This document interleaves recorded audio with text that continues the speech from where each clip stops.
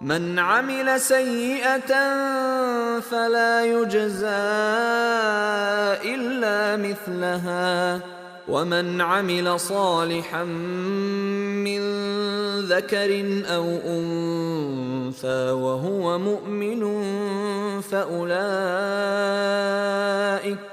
فأولئك يدخلون الجنة يرزقون فيها بغير حساب. جس نے گناہ کیا ہے اسے تو برابر برابر کا بدلہ ہی ہے، اور جس نے نیکی کی ہے خواہ وہ مرد ہو یا عورت اور وہ ایماندار ہو تو یہ لوگ جنت میں جائیں گے اور وہاں بے شمار روزی پائیں گے.